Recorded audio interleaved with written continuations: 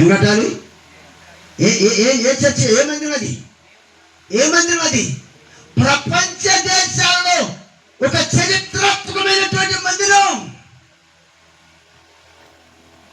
మొదటి రాజుల గ్రంథం 4, 5, 6, 7, 8 కాగి అధ్యాయాలు చదివితే సొలొమోనును దేవుడు ఎన్నుకొని అక్కడికి వెళ్ళి ప్రార్థన చేశాడు. ప్రార్థన చేసి ఆ రాత్రి దేవుని సన్నిధిలో పడుకున్నాడండి. పడుకుంటే దేవుడు ప్రత్యక్షమయ్యి, సొలొమోను నీకేం కావాలో కోరుకున్నాడు. మీరేం కోరుకుంటారు చెప్పండి? ఏం కోరుకుంటారు చెప్పండి? కేజీ బంగారం కోరుకుంటారా? మంచి బిల్డింగ్ కావాలని కోరుకుంటారా? నాకు మంచి భార్య కావాలని కోరుకుంటారా? మంచి ఉద్యోగం కావాలని కోరుకుంటారా? గొప్ప ఆస్తి కావాలని కోరుకుంటారా? అయితే నాకు గొప్ప తండ్రిగాడు భూమిలో ఉండకూడదు అన్నం కోరుకుంటారా? అందానికి ఖర్చు పెట్టేది ఎంత డబ్బు కుటుంబానికి ఖర్చు పెడతా లైఫ్ అంతా పూసుకోవడానికి, రాసుకోవడానికి, జిమ్ముకోవడానికి పెట్టే ఖర్చు ఇంత అంత కాదు. చేసినవి కానీ రోజుకి 500 కలిగిస్తే ఆ రోజు 500 ఆ రోజు. పెద్దలు సామెత చెప్తారు, 100 రూపాయలు సంపాదిస్తే దానిలో 30 రూపాయలే ఖర్చు పెట్టాలి.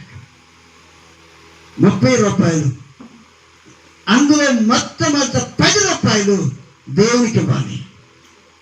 రెండోది 20 రూపాయలు నీ కుటుంబానికి వాడుకోవాలి. మిగిలిన 70 రూపాయలు దాచుకోవాలి. దేవుని స్తోత్రం చెల్లించుదా? అన్ని రోజులు ఆరోగ్యం ఉండదు కదా. టైఫాయిడ్ జ్వరం వచ్చిందంటే, ఆ జ్వరం వచ్చిందంటే, ఈ జ్వరం వచ్చిందంటే, ఏ రోజు ఆ రోజు కడిగేస్తే తెల్లగలటానికి ఏం చేస్తా? దొరకం.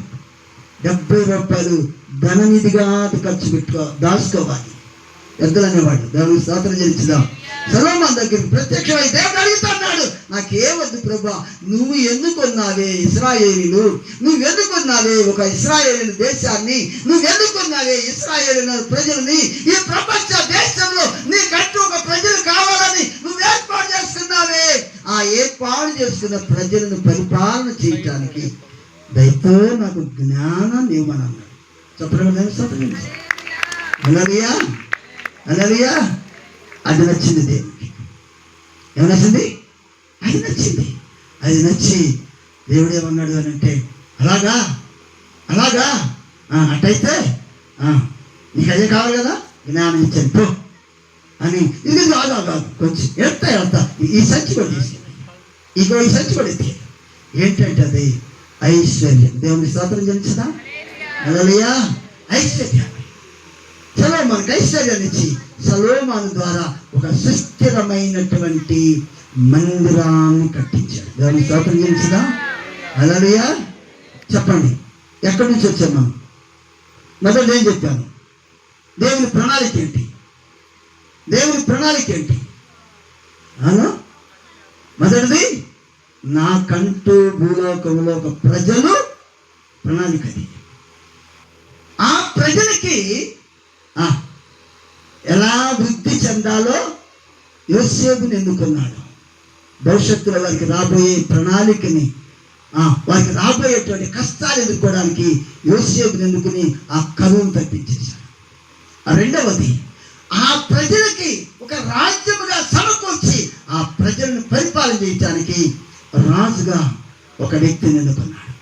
మూడవది, నా ప్రజలు నన్ను ఆరాధించాలి, నేను వారిలో ఉండాలి అనుకుని ఏం చేశాడంటే, మూడో వ్యక్తి అయిన సొలొమోనుతో ప్రపంచ ప్రఖ్యాతిగాంచినటువంటి గొప్ప మందిరాన్ని యెరూషలేములో తన చేత కట్టబడింది. చెప్పలేదు స్తోత్రం చేస్తున్నా? ఈ రోజుకి యెరూషలేములో ఉన్నటువంటి మందిరం ప్రపంచ ప్రఖ్యాతగాంచినటువంటిది. దేవుని స్తోత్రం చేస్తున్నా? ఇక రాజుతో నాలుగవది, ఫైనల్గా నాలుగవది, దేవుని యొక్క సన్నిధిలో క్రీస్తునందు ప్రియులారా, ఇశ్రాయేలీయుల రాజ్యంలో ఉంటే కొన్ని